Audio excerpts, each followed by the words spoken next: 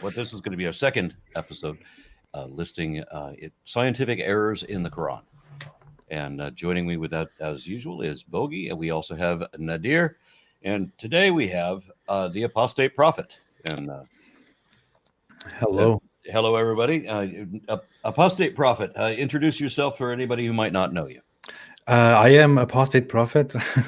I'm a YouTuber. I have a quite big growing channel on here. I'm an ex-Muslim. I do work concentrated mostly, almost exclusively on Islam and the criticism of Islam. Yeah, that's it. Unless you have more questions. No, we're good. And then Nadir, remind everyone who you are. Sure. So my name is Nadir Ahmed. I'm basically, you could say, a Muslim person who has had many debates. I've also studied this issue of Quran and science, and I've looked very carefully at apostate prophets' 60 alleged scientific errors in the Quran, and not just that, but as well as others. And I've come to the conclusion that there's no scientific errors in the Quran. Rather, it's a scientific miracle. So I look forward to having this discussion with you guys. Okay. I think I would categorize miracle as error, but that's okay.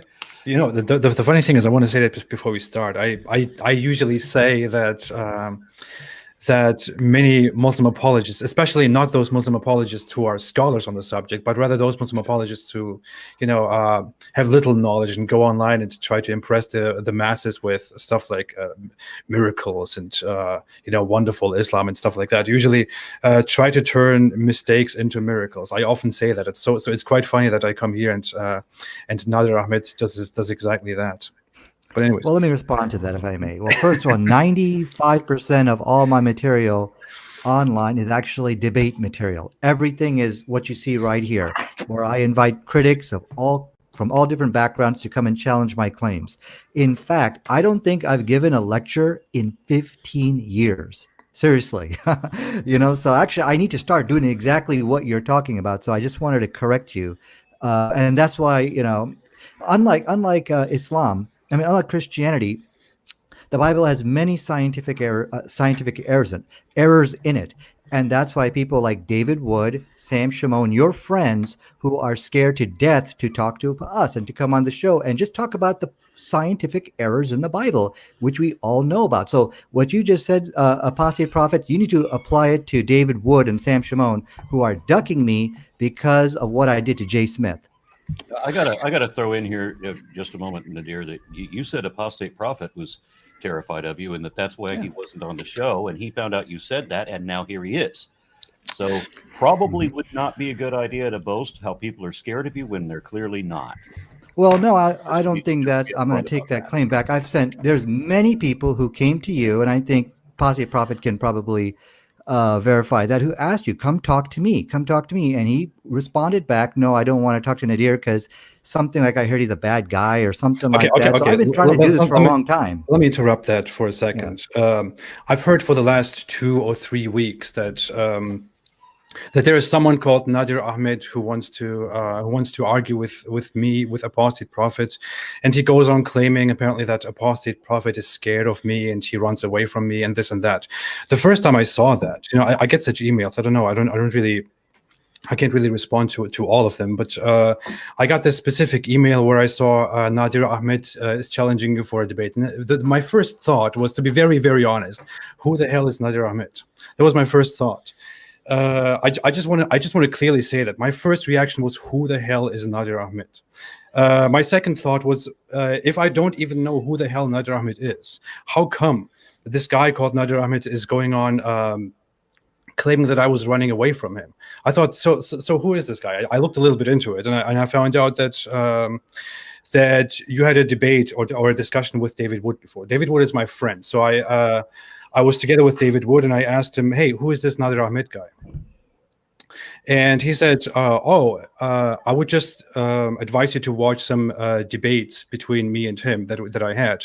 So I watched those debates, and it was quite funny because there was nothing intellectual going on between David Wood and Nadir Ahmed in those debates. It was rather just David Wood making his usual hard-hitting points about Islam, and Nadir Ahmed coming with some conspiracy theory stuff.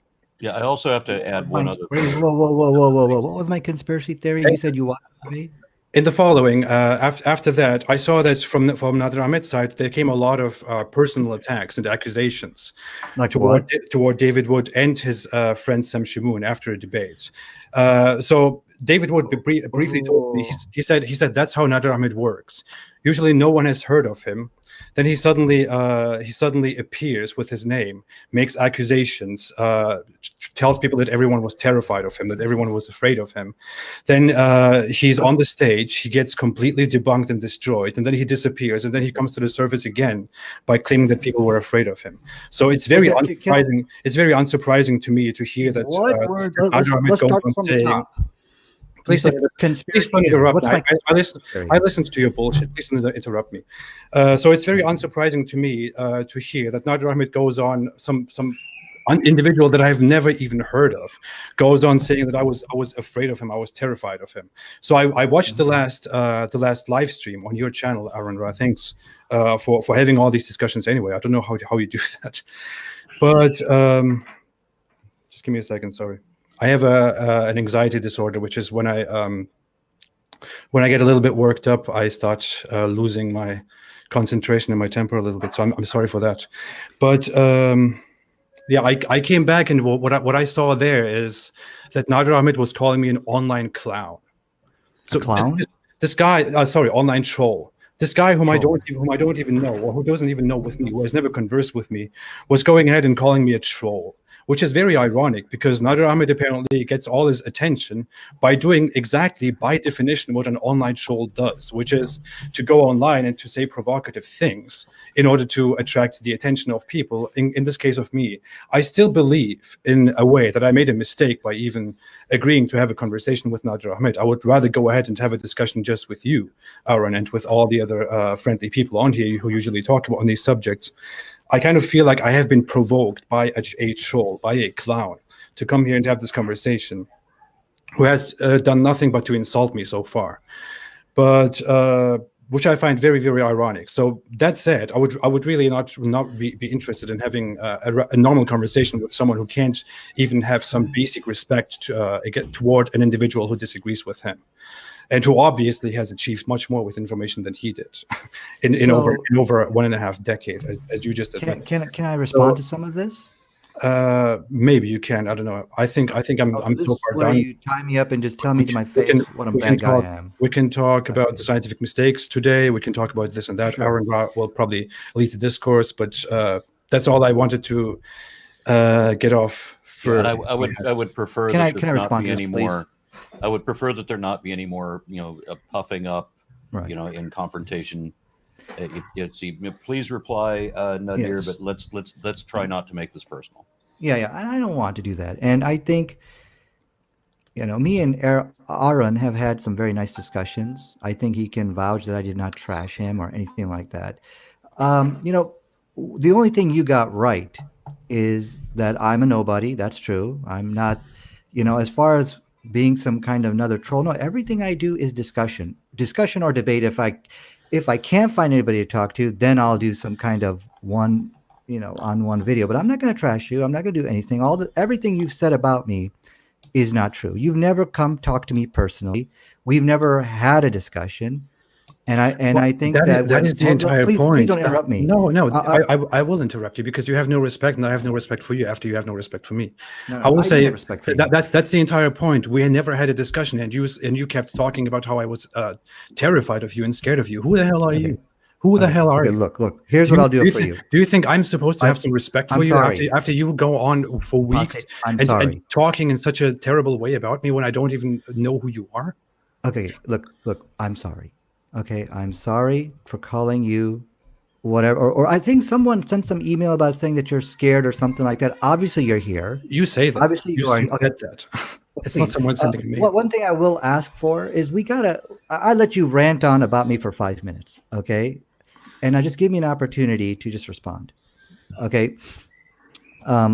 If for me accusing you of ducking me and now you're here, obviously today, I take all that back. Okay, I think you're going to find that a lot of the things you hear about me is not true. I'm actually, I think you're going to find me to be somewhat of a pleasant person. The first characterization you made about me that this Muslim apologists go around just making these claims, and that wasn't true. Most 99% of what I do is debates. It's the people like Sam Shimon, David Wood. They're not going to come here to discuss the scientific errors of the Bible. They know, and for that matter, no Christian is going to, because they know the Bible contradicts science, and that's hypocrisy. They're talking about the Quran and that Islam has all these scientific errors. They're making mockumentaries, but they know they got scientific errors in their book. That's dishonesty. That's what you need to confront them with. Okay, well, but I don't I'm here. understand that. And, I thought the please, entire topic, the entire point is discussing the Yeah. scientific mistakes of the Quran. You Why do attacked bring me up the Bible? personally, okay, and I'm just responding back. I'm sorry for calling you for ducking or coward, whatever. That's not true. Let's have a decent discussion, and let's not judge me because Sam Shimon or David Wood told you this, that Nadir is his boogeyman, because it's not true, man. You never actually had a discussion with me. You don't know me personally, so let's bury the past. Okay, and I let's would like start to just a say new something chapter, until we move on. and let's see if those accusations, if any of that is even true. How did that? Well, I would say that should Hello? probably be the final thing. Do you hear me? Nadir, Hello. I'm sorry. you're back? So let the games begin. Is I guess what I'm trying to say. Go ahead. Well, the thing is, I am normally always ready to have a normal discussion with anyone. I mean, that's how everyone knows me. I don't go around, although some think that I have such an antagonistic nature of work, I don't ever go around trashing people, go around talking trash about people, making accusations, personally targeting people. I have never done that. I've always done the opposite. Even when people have targeted me, when people have made videos about me or publications about me saying I was a prostitute, which happened, I said, hey, let's just sit down and prefer talking. You know, that's what I normally do. So I am that guy. You did the opposite. So and you did it insistingly. No. Which is why it's You're very hard for me accusing to. All right, guys. gentlemen, if Let's not if make I these may, accusations. Whatever. If I may, Let's just move on. I'd like to put the personal disputes down. I think both of Yeah. you said your piece there. Yeah. and I'd like to just get started. First of all, Nadir, you mentioned that there are scientific errors in the Bible, and just to set the stage, how do we identify? Give me an example of a scientific error in the Bible. Yes, I can hear you. I think Nadir might have frozen. I can hear him. His camera's not working, but I can hear him. Oh, okay. I'm sorry, Aaron, you cut out there. I didn't hear what you said. All right, I'm sorry. You said that there were scientific errors in the Bible. So since we're discussing scientific errors in the Quran, then I would just want to set the stage. Give me an example of a scientific error in the Bible, and how do we know that it is an error? Yes. So, and that was actually one of the miracles of the Quran, that the Quran actually corrects, not just that there's scientific errors in the Bible, but the Quran actually corrects it. For example, we see inside the Bible, and this is, I won't even give you the verse because it's just so Googleable, that it says the mustard seed is the smallest seed you plant into the ground. Just type that into Google Bible and you'll get the verse. We're familiar with it, that even in Jesus's time, other farmers in his area at that time already knew of other seeds that were smaller. We get that. It is scientifically incorrect. It is not true. The mustard seed is not the smallest seed, as the Bible falsely claims. So what is the correction? Oh, there's an orchid seed. The orchid seed is smaller. Yeah. So in last episode, I'm sorry. Now, when we go to the Quran, yeah. So now when we go to the Quran, and this is one question, and so let me just respond to what Baraz was saying. When we go to the Quran, it also has the analogy of the mustard seed being as small as a mustard seed. Now you would think, wait a second. Did the author of the Quran copy from the Bible? Because now we got two books, both of them having this analogy of the mustard seed being a very small seed. But guess what's not in the Quran? You got it. The scientific error that the mustard seed is the smallest seed which you plant into the ground. That's not found inside the Quran. So now we can look at this. We can say, okay, maybe that was a coincidence. Maybe he got lucky. But we're going to see that luck will strike again. And we are joined by Mohsen. I'm sorry that the way that this lays out, I didn't see that Mohsen was waiting in the room for a couple of minutes. I think Rada was probably in there too. So Hi. good to see Hi, you everyone. all. All right. Hello. So in the last episode, using the example that you just gave for the mustard seed, and I can think of many other errors in the Bible, especially ones that are going to be relevant to what we're talking about now. I mean, we had the one where if you interpret it as saying water, I've gotten a number of emails that said that sperm or semen is referred to in Arabic as a word that means water. There's a colloquialism that refers to sperm as water. How you say it? I'm sorry, what? You say it like the man's water, ma'rajul.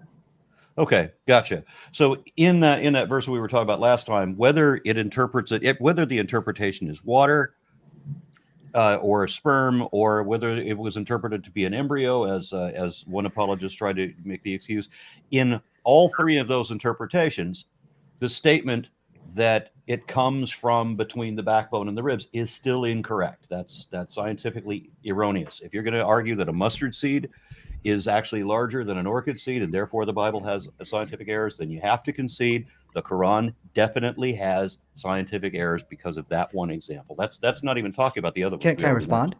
Yes. Can I respond? Okay, thank you. So actually that's scientifically correct. Well, first of all, let me back up and respond. And actually, I didn't get a chance to fully address the question last week. Sorry, that was my fault. So let me go ahead, and I did research it, and and let me address that. Well, first of all, that's scientifically correct. The first mistake was, and this was that inside the verse, Surah 86 something or another, which apostate prophet, you might want to make a correction. The verse there doesn't say sperm. It says water from between the backbones and the ribs, which comes spurting out. Now, is that really accurate? Well, yeah. Here's how. For example, if I were to look down on my body, first thing I'm going to see is my rib. Well, if you keep going down, you're going to come up to the bladder. Let me just stand up here and show you where my bladder is. You're not going to show me your bladder, are you? It's like right here. It's something like right around here. Okay. Okay. And so, and now on top of the bladder is a tube called the vas deferens. Okay. So at the moment of ejaculation, the seminal fluid goes up through the vas deferens and then down through. It gets the prostate squirts stuff in it, and then it goes out the penis shaft. Mm-hmm. So the question is this: when you hit that vas deferens, now take a look around. What do you see? You see the backbone. So the description is actually correct. Now the second point here, and this is a question you asked. Except that we're comparing the y-axis and the x-axis. And but it is between the backbone and the rib. That's an accurate description because it goes up through the vas deferens, sitting on top of the bladder. Your vas deferens does not go between your backbone and your ribs. Oh yeah, it is. I just showed you the trajectory. It goes right through your rib. No, it isn't. You have to go. Okay. You have to go quite a bit higher in order to get between the ribs. Well, that's your interpretation. Okay, well, when you wait. That's not an interpretation. That's just. Well, let's pull it up. That's just clearly wrong. Let's pull up where the vas deferens is. Would you like to see? And even if it were true, which we know it's not, but even if it were true, then the original point of emergence before it goes into the vas deferens is still not in that location. Even if it goes through, even if it went through a tube that went around your collarbone, we still wouldn't be able to use that as an excuse because that's not where it comes from. Wait a second. I can only. Look, Nadir, just a second. Hold on. I can wait 1 second. Time out. No time out here. I have a well-rounded mind myself. I can only debate one guy at a time. As a well-rounded man myself, I don't see how your explanation could work.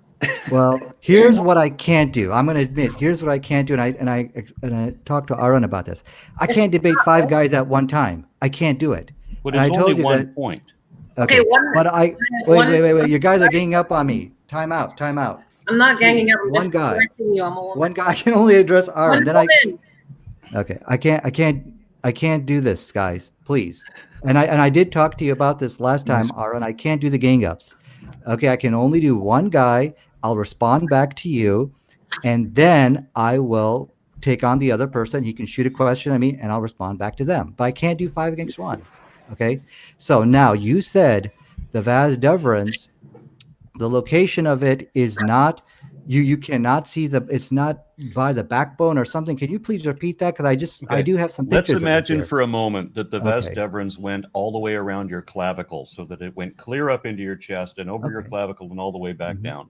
All right. And then you could argue, which you cannot argue right now, that the vas deferens goes between the backbone and ribs because it just doesn't Yeah. happen. But even if we were Well, to you're pretend affirming that it. it did, even if we pretend that it did, that's still not where it comes from. It's running through the hose that's coming out of the spigot and then going back to the same place. It's it may, even if it ran that way, which we know the Quran was not interpreted that way, was not written that way. That's not what it meant. Wait a second. You're saying it. Okay, and the problem is I'm having a little bit hard time understanding your objection. You're saying that it doesn't matter about the location; it's not where it comes from. Is that what you're saying? Yes, even if the vas deferens did go between the backbone and ribs, which it does Mhm. not, but even if it did, you still wouldn't be able to use that excuse. There is Because no excuse you can use. That line is just wrong. There is well, no. you said okay. Let's pull up the text over here, and we're talking about Surah I'm 86, afraid right? we could argue this point forever. You're not going to concede this point. I get that. It is wrong. You just made a claim, I just have Aaron, to and I say, want to make sure it's right. You said that the text saying that this is where you say it does not come from the vas devran. Is that what you're saying? Or I guess maybe I'm having a hard time. What is the nature of what you're claiming before I can really And refute I it? said we were going to be talking about other errors today. We were going to be talking about stars. Okay, emerging from between. It says basically defiq basically means kind of like squirting out or something like that. Emerging. So it emerging. says Yeah. yeah, and said the word. Wait. What's the ayah? Which surah? 86:7. See, this is one of those cases, Aaron, or everyone. This is one of those cases where, if you look at apologetics regarding this Quran verse, or regarding these two Quran verses, it's actually verse 6 and 7. You find that there have been so many explanations to this specific incident, this specific mistake in the Quran over the last centuries. They have tried to explain it by saying that it has something to do with how a human is initially formed, like when a human is in the embryo state, the place where semen is first produced is somewhere near the backbone and the ribs, or somewhere near the place where the backbone and the ribs will later form. And this is still, by the way, one of the apologetics that are around, which is complete nonsense. I mean, you can't possibly argue with something like that. It doesn't make any sense. That would be like saying I eat with my butt, because somehow when I was in the embryo state, my mouth formed somewhere where my butt was. But I can't really back this up, just as well as I can't back up the claim that semen was produced between the backbones and the ribs when I was an embryo. But it's all just complicated talk. What it really means is that what the Quran verse directly says is not wrong, because this is actually right. But I can't really prove it, because if I could prove it, I could possibly get an award for this. That's the entire nature of the apologetics surrounding this verse. It doesn't make any sense. You can't possibly follow it, because there is no way to follow it. There is no way to back this up. What the Quran verse says is very clear. The man was created from a fluid that emerges from between the backbones and ribs. This is something that people thought back in the day. It's simply not true. Okay, It's well, like they used to think can I that respond? What, there was a what, can I respond to colloquialism. that? Yes, there was a colloquialism that the mustard seed was the smallest seed. It was just a figure of speech that they had for a long time. That was the excuse that I heard in the Bible for how that's not really wrong. That was just a figure of speech that they used. No, there was excuse no it in figure of any way. speech there. So, well, let me. It's First of all, plainly let me wrong. respond to apostate prophet. As I mentioned before, I can only do one guy at a time. So you said that this was something which was known to people at that time. They were like some ancient cults or something like that, were basically knowing this. I would like to see a reference for that. I don't believe there's anything like that. But when we look at the text, what it says is yakhriju, mean, and as we have our Arabic expert over here, it's from the word kharaja, meaning just going out, Yes. coming out. And so the whole argument of Arun falls to pieces right here, because he was saying that this is something like a point of, if I understand his argument, that this was a point of origin of the semen, which the Quran actually never claimed that. Now, responding back to you, apostate prophet, what I would encourage you to do is to remove all the layers of interpretation that people impose upon the text and just look at the text for itself. And we got an excellent Arabic expert, Ghada, over here. She knows Arabic, speaks it fluently. She can help us all. And so she's going to help us with this text. I just have to throw in one other thing. I mean, Nadir, where does semen come from? Okay, so semen actually, it first starts out as seminal fluid inside the testes. Then at the point of ejaculation, yes, are the seminal testes fluid between the backbone and the ribs? Well, no, of course not. And the vas deferens also. Never at any time does the semen get anywhere close to being between the backbone and the ribs. Now, if the Quran were accurate, if it were not in error, it would have said the testes. The fact that it says any other place means that it's wrong. That's just wrong. The accuracy of the Quran, because this goes back to, well, now let me respond to you. This actually shows the incredible accuracy of the Quran. Let me respond to you, because what the Quran only said, it doesn't say that this originates. Yantemi, I think, is a good word for that. Agada is. So that's what not would the you point. use for originate? It never gets. Okay, okay, guys, one at a time, please. Please, you can't say one at a time. I'm just. This is so accurate. It's Guys, missing the side of the barn. May I say something? I believe Please, everybody here has said their piece about this. It seems to me that you're trying to figure out a way to make this verse work in any possible way. The vas deferens doesn't even come anywhere close to the ribs. Nothing from the reproductive system. Yeah, sure. Let me show it to you again. No. I'll show it to you again. You see what We don't want to see your reproductive system. I am looking at anatomy. I am looking at. This actually works quite well, but the problem is you guys have bad arguments. Okay, guys, no gang up, please. Biology. What you are mentioning right now, I am still talking. What you're mentioning right now is incorrect biology. I sent in our private chat, I sent you pictures of what the male reproductive system looks like. At no point at all does anything go above the ribs at all. No, I didn't say it's above the ribs. Yeah, nothing goes around the rib. Even if the guy is like in the fetal position, it still won't go above the ribs. So I'm not really sure how you can say that this is accurate. This is not accurate at all. There is nothing coming out between the ribs and the testes. Absolutely nothing. Okay, now let me respond to that. So I basically given you exactly how it works, and I stood up, I showed you. You guys, please no interrupting. Okay, listen. Mr. Nadir, I can't do this. if you Correct. Whoa, this is gang up again. I'm not ganging up on you. I showed you what the anatomy of the male reproductive system. Nadir, you have to drop something. Whenever someone responds to you, is he walking away now? Nadir, whenever someone responds to you, you claim that they are ganging up on you, that they are interrupting you. That's not the case. People are just responding to you. You have to deal with it if you're trying to make a point. Using the same argument that is incorrect. The vas deferens does not go towards the ribs, so I'm not really sure how. It's not. The picture is out there. All you have to do is open an anatomy book, Google it. It's not very difficult to see how it looks. It does not go up there. So how can you still, all you're doing, Nadir, is using the same argument that has been proven false but using like a different tone. That's not correct. You can't do that. Okay, guys, listen. I can't have everyone ganging up on me. No, you don't need to have a speech. People are merely responding to you. Whenever people respond to you, whenever people respond to you in any way, you claim that they are ganging up on you, that they are interrupting you, although you are interrupting people all the time when they are saying something. People are not ganging up on you. People are not attacking you. I haven't even spoken in 20 minutes, so you just have to sit there and have the discussion. I can't have all these people against me here. I mean, come on, guys, please. Let's try to be fair about this. I'm still trying to respond back to Arun's argument, And now I got to deal with Rada's argument. Now I got to deal with yours. I mean, I can't They're do it literally like this, all the guys. same argument. It They're seems Okay. to me. It seems to Okay, me now you're I'm getting terrified. shouted down. Okay, come on, guys. It No, seems to no, me you're you're we're all, afraid of we're all all these saying people. the Okay, same this is thing. turning into pandemonium. It's Okay. one.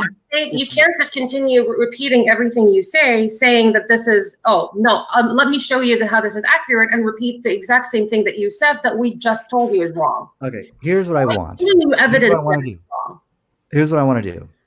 Okay, this started out as a challenge between me and Apostate Prophet.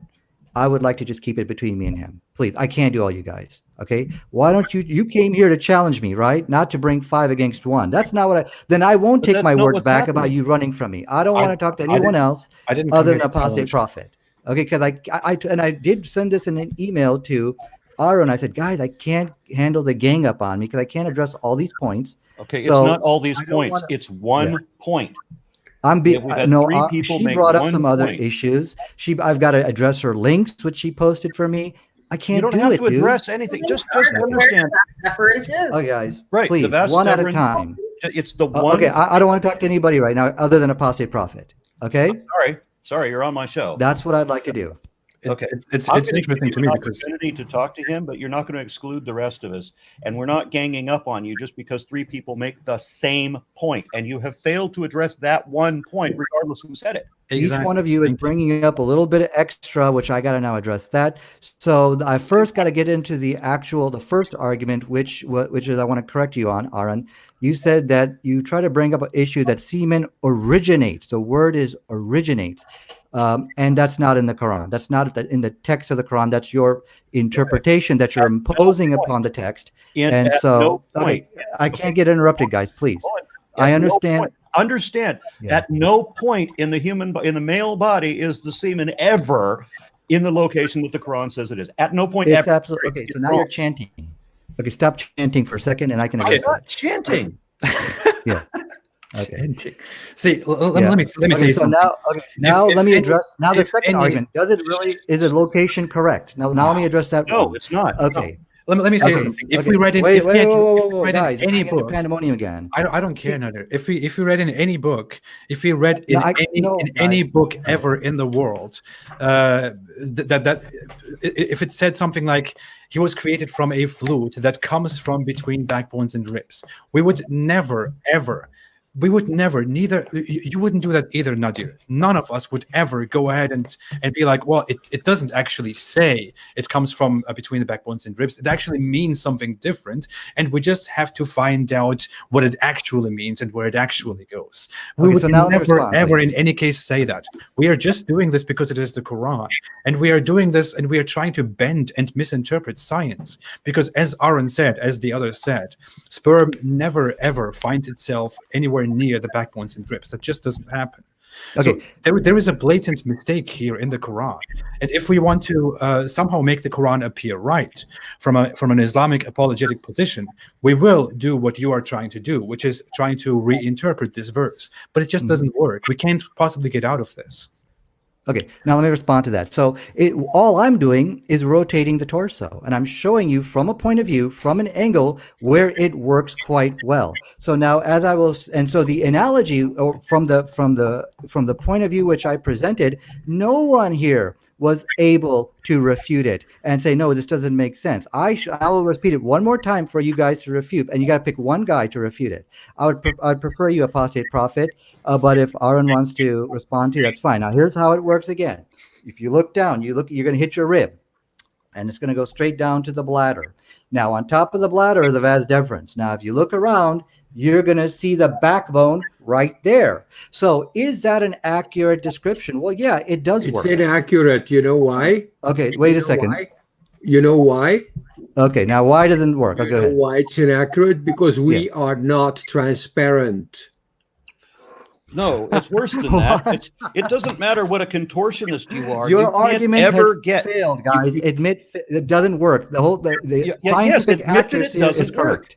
Admit that your argument does not work. At no point ever, no matter what kind of a contortionist you are, you can't take your testicles and shove it in your belly button and somehow declare that is somehow gotten between the backbone and the ribs. It's just wrong. It was written by people who did not know that semen comes from the testicles. That's all that proves. That whatever man wrote the Quran obviously didn't know where semen came from. That's why he got it wrong. That's why all of those other references that we read last week also got wrong, that where people come from, that it's only from semen and not from an egg, because the people who wrote the Quran didn't know there was an egg, didn't know that there was a mix of things. The best that they knew was that they could tear apart dead bodies and find a clot at some point, and so they assumed that that's what semen turned into, because that's all they knew at the time. Now, the Quran is limited to the mindset of the people who wrote it, and that's just the problem. When it says something wrong, it's wrong. You have to admit that this is wrong, because there's no point ever when semen gets between the backbone and ribs. Sorry, it's wrong. Okay, so based on the last thing you just said, hold on, guys, let me respond back. Let me respond to Aaron. So I just actually showed you. Let us show for the record for everybody who's watching this. I showed you how it actually does travel from between the backbone and the ribs. Now, Aaron's argument was it does not. Hold on, guys, please stop interrupting me. Guys, You cannot please, do let that. me, guys. If you did that, you would probably be dead. Whoa, guys. Nadir, If I get interrupted one more time, I'm done. Nadir. No. I'm not going to do You cannot keep on claiming that you made a scientifically accurate point when you haven't done it. I've said something. No one has refuted what I've said, because I don't expect your refutation, which means that I'm right. What the hell is that? This is what I don't understand. And I understand why he's angry, why he's upset. But the thing is, he keeps saying the exact same thing over and over again. The vast deference does not at any point at all in the body go anywhere above. It doesn't even enter. It doesn't even enter the what is it called? The stomach cavity or whatever it's called. It doesn't enter that. Well, what the heck is he talking about? Water. So I'm not really sure. Like, you can't just keep claiming the same exact thing over and over again and say that, well, hey, I'm telling you this is accurate. Why don't you believe it? Can I jump in real quick here? Yes, please. So I think let's not forget that a person who's not a believer is supposed to look at all these things and be convinced of the divinity of God. And when we see that we have to go through such contortions and literally, yes, and warped logic, how is it that it's going to convince a disbeliever is what I think Nadir is not understanding. And besides, I was reading a paper about where Hamza Tsortsis was debunked on the embryology in the Quran. And then, so he gives an example of this linguistic, lexical analysis, if you will, that Nadir does all the time, and Islamic apologists in general. So think about Shakespeare's The Tempest, Act 1, Scene 2. There is a line which says, "What seest thou else in the dark, backward, and abysm of time?" So, it's just like a poetic language, but now you can apply lexical analysis to this and say that Shakespeare was actually talking about the black holes, because the word dark, the word dark can mean dark, the absence of light, night. It could be black. It could be, it has a bunch of different meanings, like absorbing more light. And the backward has meanings of slowness towards a worse state, be pushed backward. And abysm has a meaning of like the bottomless pit and etc., a void space. So it also talks about time dilation, in fact, like how time is slowing down and how light is falling back into the black hole. So you can play this game ad infinitum. It's a Shakespearean miracle. But it's not just that. May I just say about when especially like the biggest thing about scientific miracles in the Quran is they always mention either this I think it's Surah 86, when they talk about this talks about the black hole or whatever it is that they believe that it talks about. But they forget that there is another surah, Surah An-Najm, that speaks about the sky and the stars as if they're nothing more than just lanterns. Yeah, I thought we were going to talk about different scientific mistakes. Anyways, I think we're very much stuck on this specific subject because we could just not finalize it. Explain one or two scientific mistakes, and that's it. This is not accurate. Why should we even bother? I mean, that's essentially like the scientific method. You try to figure out ways. Mr. I have a short suggestion for Mr. Nader. Yes. I have a short suggestion for you. I thank you for cooling down. Well, it's not about cooling down. I can't handle all you guys at one time. I know. We're tough on you. I'm sorry. Yeah. Well, I just need something fair. Yeah. The fair deal would be to take this answer to the anatomy professor in the university nearest to you, rattle it off, and see if you flunk it. No, we've actually done. Okay. People have actually done that. And let me tell you, I accept David, that challenge. You want to do it? It's okay because you're not going to be dissecting or performing any kind of surgery on anyone. Whoa. You're backing away from your challenge. No, I'm not backing away from any challenge. But if you say this in an anatomy test, you flunk that test. Okay, so where I left off was, Aaron's argument, testes. Semen comes from the testes, and therefore this is wrong. And so that's where I left off. And I would like to just kind of excuse myself at this point because I can't debate all you guys at one time. And really, what I need is equal amount of time, and I need to only address one person at a time. That obviously, because obviously I'm on the defensive here, so I need really all I can get here. And I can't. What I would like to do is maybe you and I, Apostate Prophet, can schedule a time where you and I can do a fair debate discussion, 2 minutes back and forth. I don't know. We can make up some rules. Will you accept that challenge? Well, it is really. We already scheduled it.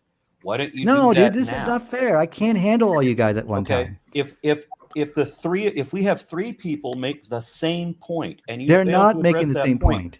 We all made exactly the same point with no variation or deviation. We all made you interrupted me. You interrupted. I was I think I got 30 seconds off, and then somebody interrupted me, and then just took over. I'm like, come on, I can't get interrupted all the time. Okay, so there can't be no interruptions when I'm talking. We're talking about scientific errors in the Quran. Now beginning the apostate prophets list, where he wanted to talk about the ones having to do with space and stars and moon and so forth. And his number 60, and I'm guessing counting down from there, if you want to start that way. Apostate prophet, I'm going to let you select whatever you like, but you do have them numbered all there already. Well, I didn't even get a chance to respond to your false claim about the Quran. I didn't make a false claim. Okay, well, you did, and I'm going to correct you if you don't interrupt me. Okay, so the Quran, your argument, well, first of all, no one here was able to refute the claim where I showed you. It is between the backbone and the ribs where it goes through the vas deferens. You guys, I just got shouted down from like 4 or 5 different directions. And so let me tell you something. If I do miss a point, you claim, well, I did refute it. That ain't my fault. I cannot handle all these guys shooting, interrupting me, and one guy saying this and that. Oh my God, I got to respond to him. I got to respond to her now. I can't do that. So if I slip up, whoa, let me speak. If I slip up and I don't address your point, I got a good reason to. All right. So anyways, now you said that because it didn't mention that semen comes from the testicle, meaning this is like the origin of it. The whole issue of origin is nowhere to be found in the text. The Quran doesn't say that. About all it says is yakhriju. It just means it's kharaja means comes out, goes through. That's kharaja. That's what the word actually means. Therefore, it's a mute point, and your argument has been refuted over there. Except but what is amazing about this verse? What is amazing about this verse is, but what is amazing about this verse is that. This answers your question, which actually I wasn't able to answer from last week, and I just did some research on this. You pointed out last week that in so many places of the Quran, it talks about semen, the word many. The word many is used here, there, and there. But in this verse, it uses the word water, because that's actually what the text says. Well, we now know from science that when it goes through the vas deferens, it's not semen yet. It's seminal fluid. And once it goes down, and then the prostate squeeze some stuff in there, and then it goes out the penis shaft. Now you got semen. So the accuracy of not using the word semen and using water, and you'll find many translations which actually translate it as fluid. It is very accurate. So the fact that it didn't use semen and used water is another scientific accuracy of that verse. Okay. And the fact that it never, ever goes into the place between the backbone and the ribs, never at any time, means that what the Quran said, however you interpret it, whether it's water, whether it's semen, whether it's an embryo, no matter what you interpret it to be, it's wrong. Okay. Every way to me, that's wrong. So let me respond to that. What you are doing is you are just repeating yourself, saying never at any time. It doesn't happen at any time, but I just showed it to you. Now you doesn't happen at any time. Hold on you showed where the vas deferens does never go to that point. No interrupting. You are just repeating yourself. You are saying the same exact thing. And your argument has failed miserably here because I demonstrated of the male anatomy. Why can't you just look at the picture of the male anatomy and admit that that doesn't happen? I do have a picture. Would you like to see it? I could give you the I sent you two pictures. Okay. Okay, so let me address Aaron first, and then I'll address you. Okay, so Aaron said, let me repeat. He says, never at any time does it go through this. Well, I just showed it to you. So what you are doing is that you are just repeating yourself. You're hoping that if you just repeat the same failed argument enough times, it's gonna somehow some people are gonna believe it. But I think that's actually what you're I've doing. given twice now. I've shown you a demonstration where you failed your demonstration twice and are still repeating a failed Let demonstration. the audience decide what failed. So now, okay, who's the next? I gotta do Rada. Rada had an issue that anatomy was wrong. We're going on this forever. Can I please say I gotta respond to Rada now. No, you're responding forever. I want him to look at the picture. I want him to look at the anatomy and tell me how in what world, in what kind of species of human does the vas deferens go towards the ribs? I'm sorry, what was your argument again? The ribs would be something completely different. Could you repeat that? You're saying that the vas deferens, you keep showing it like if I look at it from this point of view, that doesn't work that way. Yeah, and when the Quran was written, you're just repeating. You're just basically making attestations and affirmations. You are doing the exact same thing. I am showing you fact. Show it to me. I am not telling you. I just sent you the pictures. I am showing you fact. I am showing you anatomy. I'm not telling you from my point of view. If I were a male and I had a male reproductive system, if I look down this way, I'm not doing that. Does he just go? Yep. Okay. Well. That is like saying blood is pumped from between the two legs, and then well, if you look from below, then it makes sense because it is between the two legs. That's just stupid. But actually not transparent. It actually absolutely makes sense because human consciousness lives in the brain, right? So we have to look at things from the brain's perspective, and then it lies between the rib and the backbone. I mean, you can make apologetics like it's just funny. That's all. Well, the thing is, what is happening here? Please. Now we haven't heard enough, I guess. What is happening here is that Nadir is presenting an argument that in no rational way, by no common sense, makes any sense. No one would possibly accept this as an explanation that remotely makes any sense.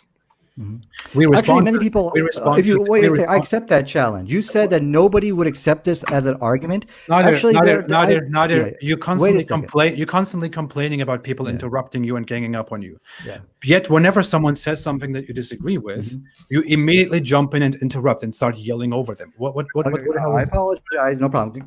Were you done? I guess you will keep apologizing the entire day, and we'll keep doing the same thing the entire day. Sorry about that. It's hard to do four against one. You are presenting something that no one can possibly accept by any rational common sense.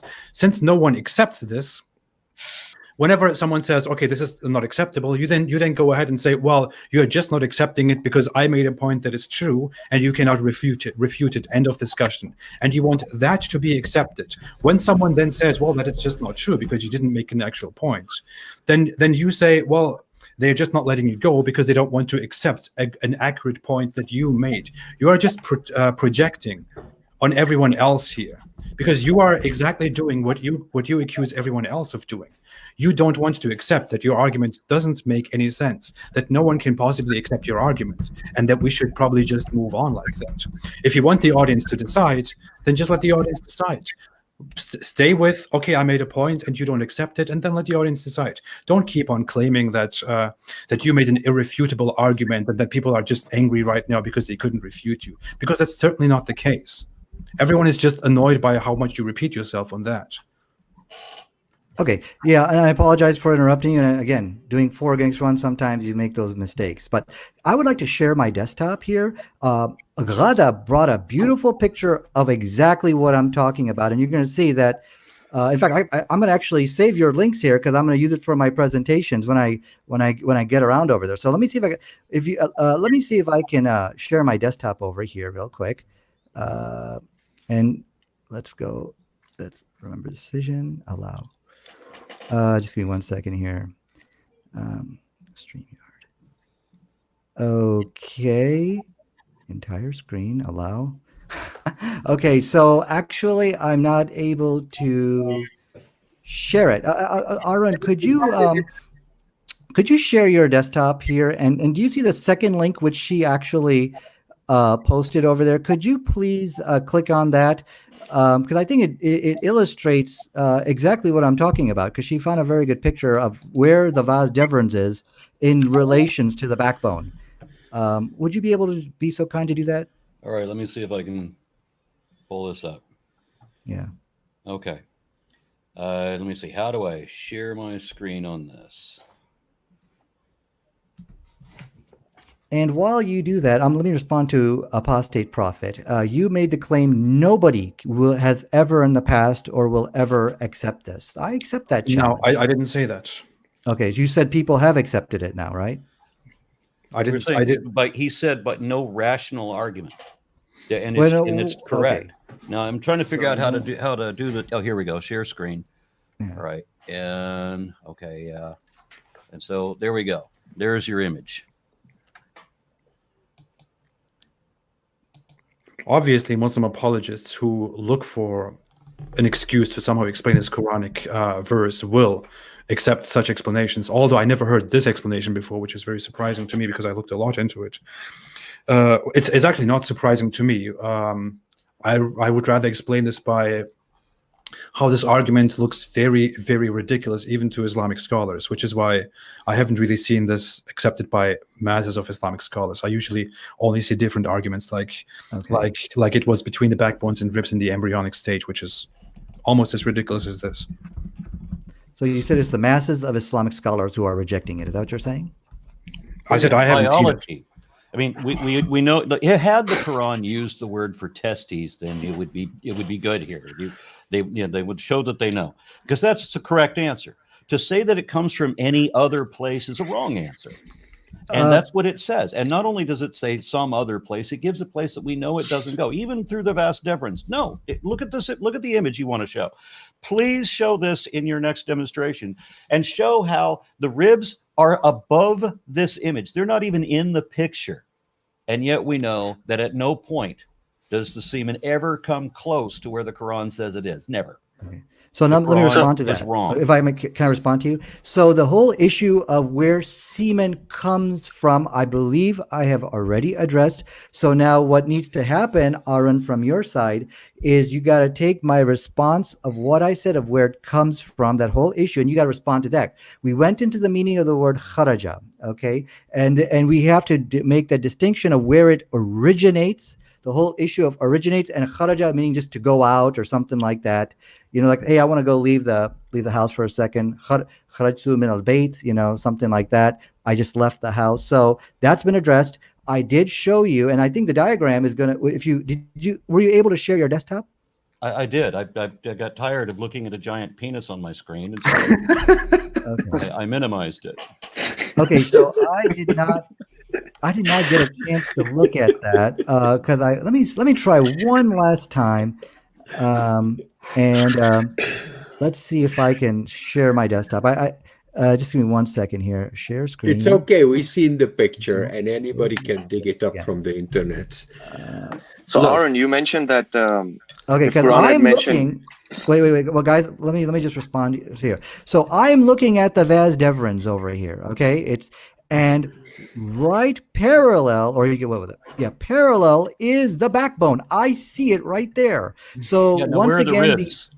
the ribs are up at the top. Again, it's how you Right. rotate So if the you were to draw a torso. line from the backbone to the ribs to be between the backbone and the ribs, at no point would you include the tailbone, which even if you did include the tailbone, it would still be wrong. Even if you drew the diagram wrong, putting all the wrong lines in the wrong places, it's still wrong. There's no way to It's save still wrong. this. Still wrong. Okay, We're so going to have to I'm get not- past this, Nadir, because we have a whole lot of other errors Okay, to let's discuss. go to. We've said all that we have said on this. Let's go to the next one. Let's go. Okay. Apostate Prophet, it's your game. My game. Yep, your list. Well, I have a huge list of 60 scientific mistakes. I believe Nader Ahmed had a problem and We said spent that. an hour talking about the recap of last week, so we're not going to do all 60. I know. He said that these 60 scientific mistakes, or most of them, are actually scientific miracles. Apostate, just a second. Just to clarify a point here. Is that 60 metric or imperial? However you want to see it. No, but what does the Quran say about it? Is it metric or imperial? No, the Quran does not say that. This is Apostate Prophet's list. Yeah, this Oh, is okay, my list. so- This is my list. Yeah, I wasn't getting. Okay. I didn't get the Okay. point. So Yeah, neither metric nor is it imperial. This is my list. My list of 60 scientific mistakes that I made. And Nader Ahmed said that he apparently watched this, as far as I understand, and that he has a problem with these scientific mistakes, and that most of these scientific mistakes are actually scientific miracles, which comes to no surprise to me, that claim at all. So I have several on these lists that I don't know what Nader Ahmed would like to discuss, but I think some of the very interesting things is how stars fall down on the earth, for example, which I am sure Nader Ahmed is very familiar with, which is a Quran verse in chapter 81. It's the second Quran verse, which basically tells us that the stars will fall in the future. So when the stars will fall, that's basically what the Quran says. The arguments surrounding that, the apologetics surrounding that, are in today's times that this does not literally mean that the stars will fall, but that the stars will basically just go out, lose their light or disperse. Although over the last 1,400 years, the vast majority of Islamic scholars have basically just repeated what the Quran literally says, which is that the stars will fall somewhere in the future. Mm-hmm. So I am sure Nader Ahmed finds this first pick very interesting and will tell us that this is a scientific miracle. So please go ahead, Nader. Yeah, so if you read the context of the verse, it's actually talking about the Day of Judgment, when God basically destroys the universe. So, from a scientific point of view, this goes under falls under the category of a miracle, where God intervenes into this creation and disrupts the natural process and decides to destroy or end the universe, and he can do so any way he wishes. So the whole issue about whether stars lose their light and stuff like that, we don't even need to go there, because this falls under the Day of Judgment and how God's going to destroy the world. So there is no scientific error over there. I think you just forgot the context there. No, the Quran literally says, as Islamic scholars have also accurately pointed out over a millennium, that the verse literally says, "And the stars will fall." As in will fall down. So what exactly does this refer to? This is obviously a mistake, because the stars cannot fall. Not by any time, not today or by tomorrow or by the end of the world, assuming that such a thing will ever happen. The stars can't fall. There is no such thing as falling for the stars. They can't fall into any direction. They can't fall down, as the Quran says. And the Islamic consensus is even that the stars will fall down on the earth, which is impossible. The stars cannot fall down on the earth. The stars are giant objects that are far bigger than the earth, and the earth is next to them, just a little point, just a little ant. So what exactly does this Quran verse stand for? So the whole issue about, just to correct you, there's no consensus as what you're saying, because if you talk to many scholars today, they'll point out that this is actually about the stars losing their lights. There's many articles which scholars have written on that. So the whole issue about consensus is, I just want to correct you on that as well. This goes back to the kind of the concept of a definition of what a miracle is. So apostate prophet, this is talking about God intervening into nature, into the natural world, and deciding to destroy the universe any way which he sees fit. So now when you ask, okay, well, how is God going to make stars fall when he decides to destroy the universe? Well, we don't know. It's kind of like asking the question, well, how did Moses part the sea? Wait a second. Let me think about that. How did Moses part the sea? That doesn't make sense from a scientific point of view. That can't happen. Jesus walking on water, from a scientific point of view, will not happen. So this is where there is actually an agreement between Sam Shimon, David Wood, and Nadir Ahmed. We all believe in miracles. We all believe in God intervening and doing these type of miracles. You could go ahead. So what I would recommend for you, actually, this is really, it's not an issue of a science and Islam issue. This is more of a science and miracles debate, which is raging on, taking place on the internet. I would ask that you kind of listen and follow some of those discussions. And so I don't see this as being really a relevant issue. It's a false equivalency that you brought up, the walking on water or Moses splitting the seas, because we're talking about something that could literally happen, but we don't know how it happens, and people interpret it as a miracle. Others believe that it can't happen because miracles don't exist. In the case of the stars, we are talking about something that cannot physically happen. That just can't take place because it is completely based on a false premise, which is that stars are up in the sky. They are up above us, and that stars could possibly at some time in history fall down on us, which is false. Stars cannot fall down. It is not about how this happens. It is about the fact that this just simply cannot happen. We have a conflict of hypotheses here. The people who wrote the Bible made clear that what they were talking about was a round disc that was divided into 4 quadrants, sometimes mistranslated as corners, and it stood on columns. So basically, we're talking about a round table, and the Earth is a map on that table. And then in the Bible, the Earth is covered by a firmament, which is a giant crystal dome. And then inside the crystal dome are the sun and the moon, which are both the same size as each other, and they're both declared to be bigger than all the stars. And the stars are basically just tiny little things that are decorations within the expanse of the firmament. And these tiny little things that twinkle inside the expanse of the firmament can fall down. This is what their hypothesis was. The Quran is based largely on the Bible, and so they repeat this same error. Now, this same error was not just in the Bible; it was in every Asian or Oriental religion at that time. Through Hinduism and on into the Orient. So there was a common idea, this tabletop earth with a crystal dome over it. And that's what it's talking about when it says the stars can't fall. But now we know what a star is. And we know that the smallest star is way bigger than this planet. And it's not above this planet.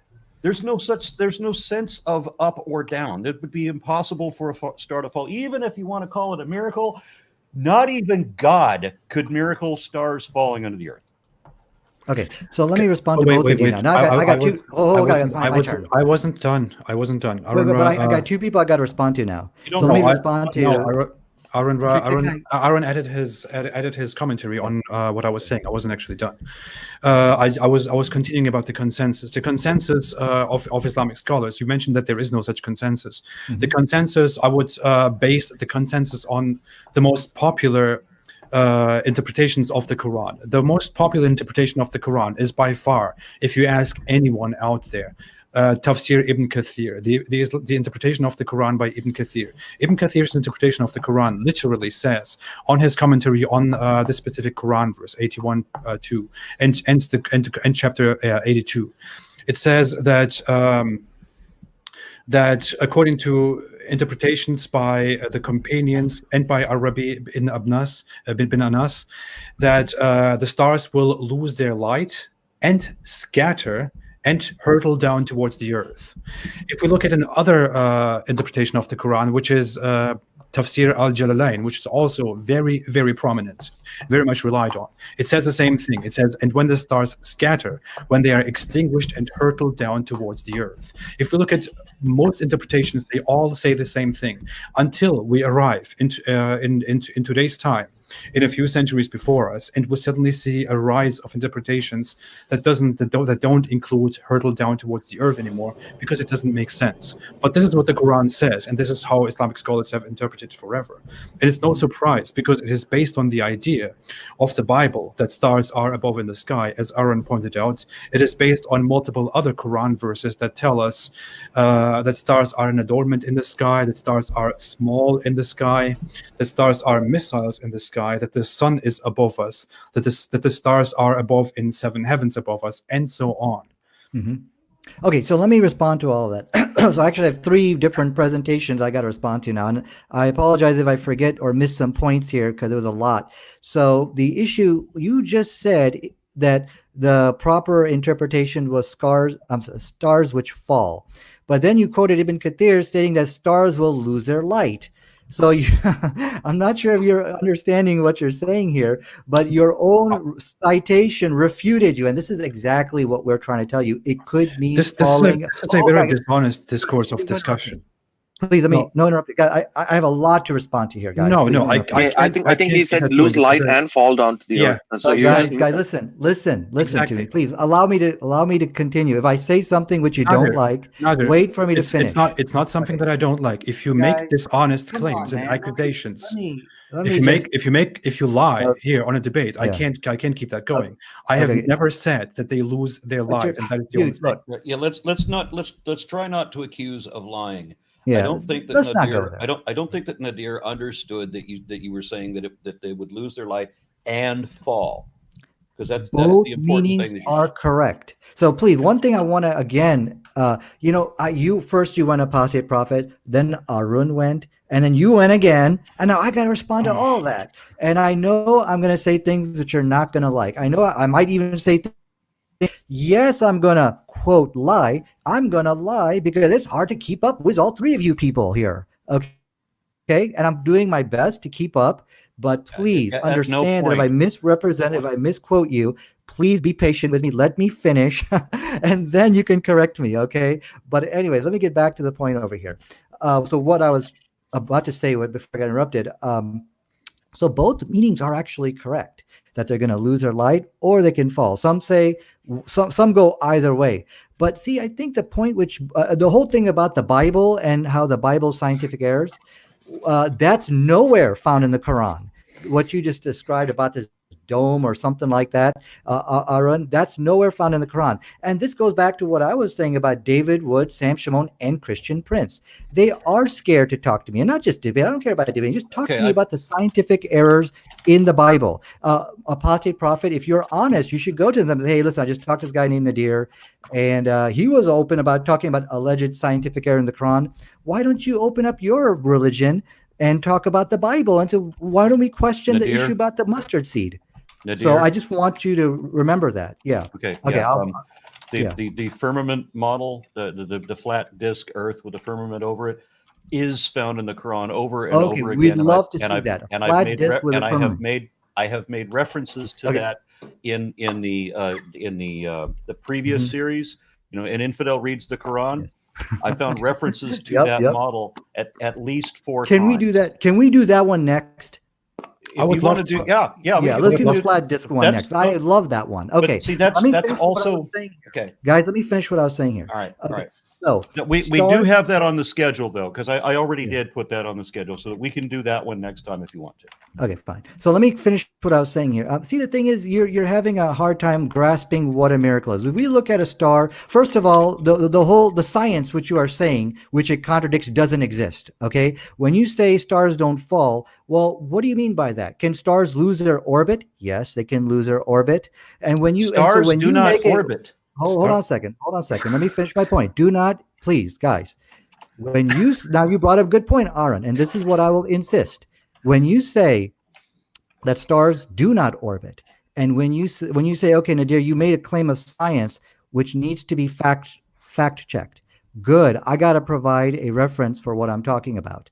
Okay, so let me go ahead and let me paste inside the text over here my reference, and I will ask that you do the same. Okay, when you make a claim of science. So I'm quoting Universe Today here. It says stars also have their own motion in space called proper motion. They orbit. They orbit, and therefore it's possible to lose its orbit. So let me paste for you my reference. So at any time when we make a claim of science, we got to back it up, and I've just put it for you inside the chat. But my point here, it's mute because it doesn't matter. Let's hypothetically say stars are just fixed in the sky and they have no motion. Again, if you see something, and then the Quran says, well, I'm going to come and do this in the day of judgment. This does not contradict science, because once again, this is God intervening into the universe, into the natural world, and disrupting the way it works, and then doing a miracle. So talk to David about this. He can explain it a lot better than I could. So that's why this can never contradict science, and we're wasting our time on miracle claims of the Quran when there's other things which can be falsified, like that so-called disc baloney, which I was hearing today. Let's go to that, because this is another dead argument, just like the backbone one. Go ahead. I'm sorry. No. So can I jump in on that real quick? Yes, please. So basically all your arguments are around Quran has scientific miracles until they don't. And when they do have contradiction with science, those are miracles. So basically, it's heads I win, tails you lose. You're never going to be able to lose in this situation. You have positioned yourself in a way that, okay, if you're going to cherry pick the science, basically, and that's how you positioned yourself. Yeah, okay, now let me respond to that. No, you're wrong. There are many statements in the Quran which can be falsifiable. Like, for example, in my last debate with Jay Smith, they tried to corner me, and because the Quran actually said that bees eat fruit from the thamarat. And so there's a falsifiable statement. So I cannot fall back on the miracle stuff. No. The Quran is actually making a scientific claim over here. So again, there are many statements. Please don't interrupt me, guys. Let me respond. So there are many statements in the Quran which can be falsified, and you cannot use the miracle clause. For example, and the same thing with the Bible. Like, for example, if the Quran said that the mustard seed is the smallest seed that you plant in the ground, like the Bible says, then that's a falsifiable statement, and you cannot fall back on the miracle claim. So there are many statements like that, and this is one of the great miracles of the Quran, that both the book contains this mustard seed argument, but the Quran doesn't repeat the scientific error of the Bible, and that's why Shimon and Wood are running from me, because they know it's true. No, so in case of bees, right? Imagine I'm an apologetic. Imagine I'm an apologist, and then you say like bees don't eat fruits, right? That's a falsifiable claim. But let's say we actually did find out that bees don't eat fruit, then you would have simply said like, okay, no, it's not talking about which species of bees eats fruit, or maybe maybe during that time there were bees, or maybe God intervened so that bees could eat fruit. So you can just keep making up things and then claim them as miracles. I don't think there's anything falsifiable in the Quran, let alone the vagueness of it. Here's my promise for you. If you ever do demonstrate something like that, I will not offer you those type of bogus excuses. Okay, but that's what you have been offering. Hold on a second. You should be well trained enough to take a false argument like you just said and tear it to pieces. And if you don't got those skills, you shouldn't be up here. Okay, so you're asking me now to do your job because time and time again you guys are failing in producing any scientific miracles. So now you're coming back to me saying, "Nadir, how do I do this?" Because the miracle talking about the is silly to talk about the miracle claims of the Quran and what God is going to do. Say, oh, look, they're contradict science. That's silly. And now you guys find yourself in a bad situation and you don't know how to get your way out of it. So you're asking me for help. That's what's going on over Mr. here. Nadir. Okay, just every for- claim of just- hold on one just- second. just Every for- claim of no, science. I'm not waiting for one more second. Okay. No, you gotta. You have to let me finish, just like I. No, I don't have to let you finish You don't have because to let me finish. Okay. you're not And it's making all a false good point. accusations Go ahead. anyway. We Look. are not in a compromised position. You are. We're not. We have the thing that you're arguing that we don't. We can't. Where? Show it to me. God cannot miracle the stars to fall. Period. God can't do it. There's no way that God could take something that is 11 jillion miles across and make it fall onto an 8,000 mile wide Earth. It can't happen. Not even God can do that. You get that? Okay. The problem that with claim the right there. problem with your Basically, premise, I Mr. can Nader, claim is- victory of tonight's debate on that one claim. Now, I want to repeat back what Aaron said. He said God cannot do it. He cannot even do something Right. like that. So I know the Christians, I know the Jewish people, I know the people who do believe in theology, or even the atheists who come from a religious background. They're going to look at that and they're going to laugh at that. Okay, so I'm not even going to respond to that.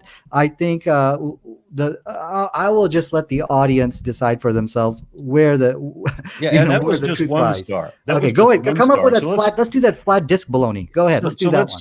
Let's no, we're doing that next week. Okay, what do you want to do? Because I have a long Yeah. list for those, and those are the errors Okay. that I found. Well, actually, they're Yeah. related to the ones that Apostate Prophet are going to bring. Some of them are tied into that, so he will actually probably be covering these first. Mm-hmm. Okay, so what's the next alleged scientific error? I just want to make clear that if God cannot make 1 million mile wide sphere literally fall, that can't happen, to an 8,000 mile wide sphere. That can't happen. But that was just one star. To make the stars, 11 jillion stars all fall in no, that can't happen. Now that can only happen in the mindset of stars being smaller than the Earth, which we know is not true. That's if God was going to do it, it would still have to be with the stars being smaller than the Earth. Mr. Nadir, do you recognize this? Do you see what this is? Hello? He looks. Is he I think frozen? he's frozen. Is he frozen? Yeah, he appears to be. Oh, too bad. Do you have Apostate Prophet? Do you have your next item on the list ready?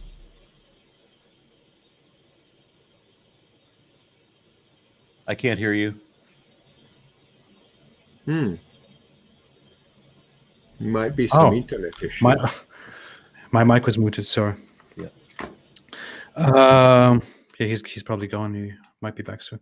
Anyways, I wanted to say a few words to Aaron Ra before we even continue the debate. But there really is no point to. I really don't see the point in continuing the debate and the conduct that we have taken it so far, because Nadir Ahmed has a very, very dirty conduct of having this debate.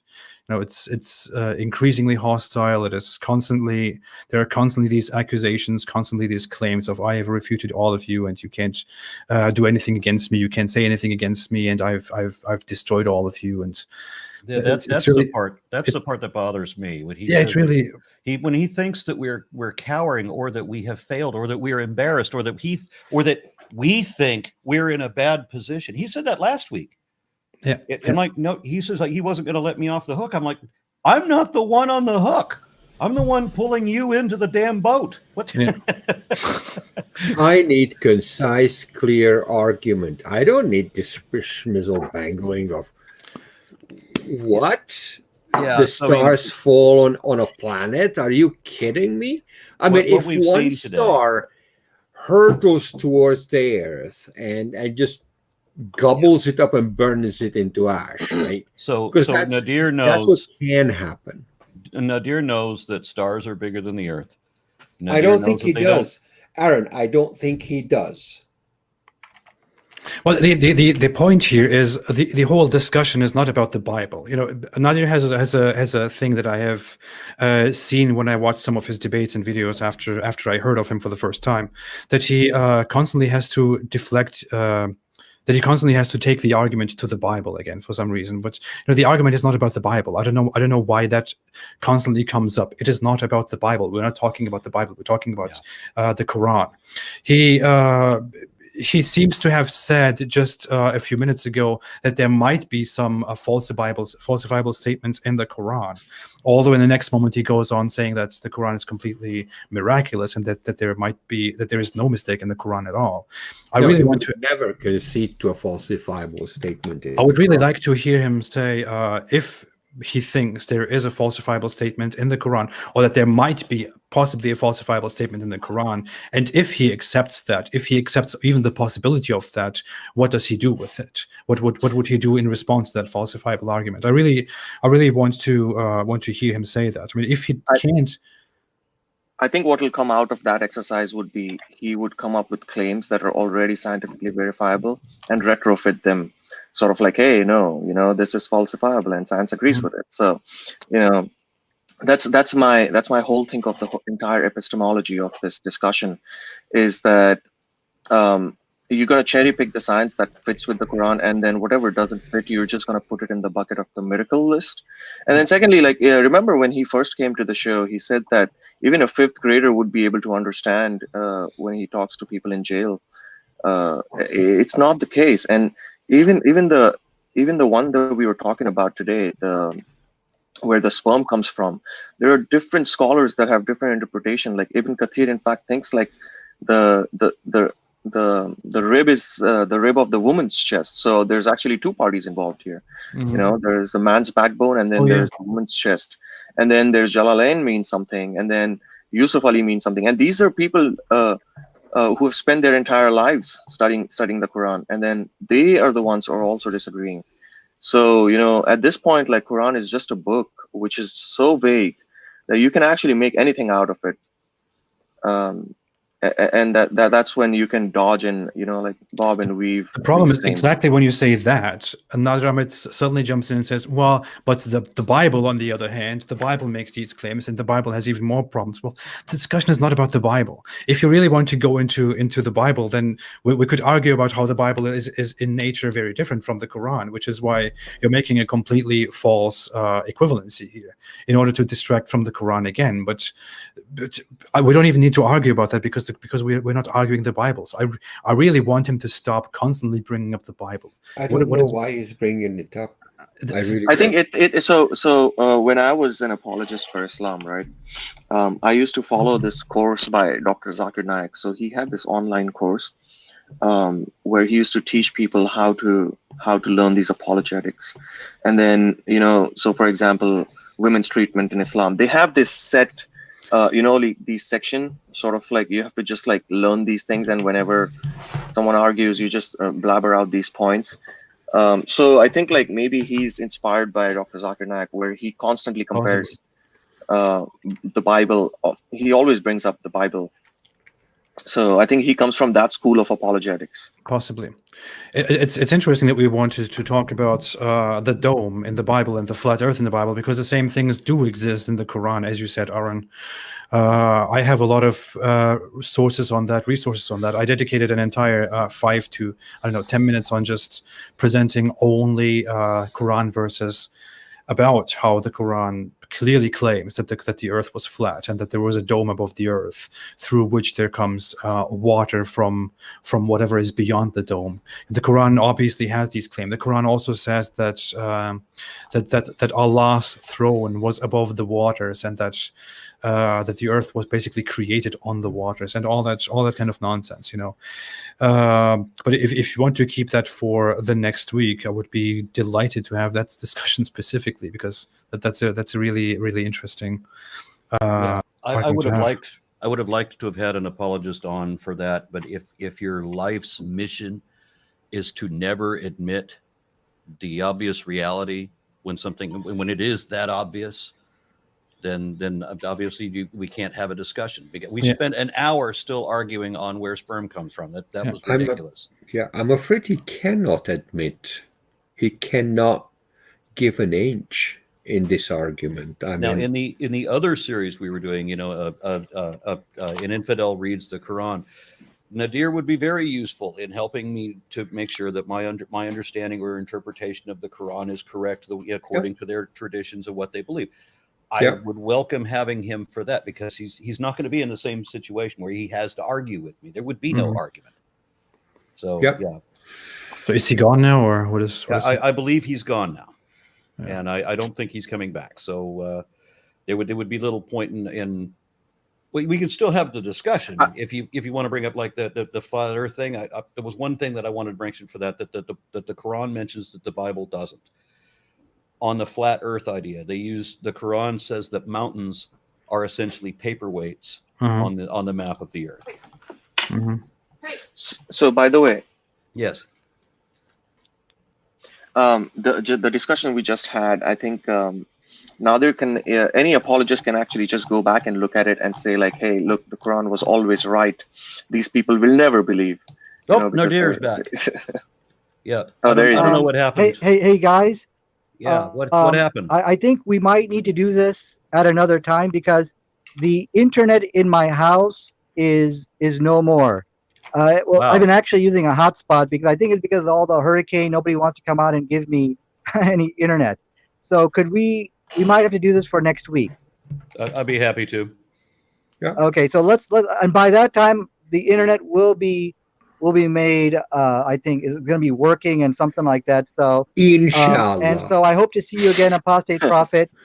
And don't worry, I'm not going to say anything bad about you or be mean or anything like that. No worries. I think you'll find that the rumors about me are not true. So yeah, let's just do this for next week. And I hope Sam Shimon and David Wood would be honest enough to open up their books for scientific inquiry, like we're doing with the Quran, and we'll be happy to do so. All right, so I'm just going to sign out, guys, and I'll talk to you guys later. Thank you. Okay. Thank you. Okay, see you, and thanks for coming back to us.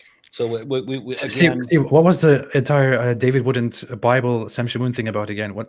I have no idea. I'm not even. Yeah. So are we good for 5 p.m. Greenwich time next Sunday? We should be. Yeah. Okay. Yes. Happy to do Looks it again. like a plan. Yep, and we'll have some notes. Are we going to be talking about? Are we going to talk about the stars and planets thing again? Because we didn't do it today. Yeah, we couldn't really talk about it. I mean, we could. I think we could prepare the next talk a little bit more, a little bit better from my side. I could present the points that I would like to argue to you, Aaron. You could have a look at that. You could tell me what you think about it, and we could just go. And ahead then maybe when we come to these discussions, or when we come to these disputes, we could say, okay, well, we know that sperm comes from the testes, but the Quran does not say that, does it? It says something. It doesn't. Yeah, it doesn't say that. It doesn't. And I was actually going back and forth on this, and I was arriving to the unfortunate point of we were too charitable to call all those liquids semen and go on with the argument that way. I don't know what's the point if this is where it goes. Okay, well, as far as being charitable, let's not accuse of lying. Let's not, let's just try. I'm not saying that. I'm sorry. Saying it is charitable for a modern day person to say all those liquids means something, and then the Quran knows that actually it is the semen that does the work, and it's in a form of a liquid. I'm sorry on my part. I'm sorry on my part. I came a little bit kind of angry. I was kind of prepared to be angry actually into this discussion because of the things I heard until I joined the discussion with Nadir Ahmed, the things I heard him saying about me. So I might have been a little bit angry with him today. I'll try to be a little bit more patient next time. Oh, by the way, so yes. Could you share the topics that you decide for next week earlier, maybe on Saturday or something, so that we can prepare? So yeah, we'll make some notes. We'll have let's gather like a half a dozen points, or if there's let's say, I'm just saying a ballpark, a half a dozen to a dozen, something in there. Just remember that every one might be a prolonged discussion, and we'll have the verses and the approved translations ready so we can read them out. Yeah, just in an order of sequence that you're going to discuss, and Yeah, then now last if we time if we we if did- we get to all of them, then fine. If not, then we just discuss the top ones. Yeah, last one of course we talked about everything that it said about sperm that seemed to be inaccurate, and then this time we're going to be doing stars and planets, or the Earth's relation to the cosmos, and try to keep as concise number of related points there. I like to keep the related points whenever possible. Okay. By the way, All right. Aaron, Yes. if Nadir Ahmed, he brought it up so much, if he wants to have a debate between him and me, I don't want to take this program away and turn it into that. If he wants to do that, if you want to arrange that, we could do that. We could do that separately, where we just have a debate on the subject: scientific mistakes or miracles in the Quran. I think it should be doable. I really don't know if I want to do that, but it should be doable. So. Yeah. Well, you decide if you want to do that. I can host that on my channel if that's what you prefer. I think it should be doable. Yeah. Okay. All right. Well, we'll talk about that in email later on, and I'll go ahead and close it up. And thank you, everybody. And even though Nadir is not here, thank you, Nadir, for taking part and all that. All right. Good night, everyone. Thank you. Thank you. Good night.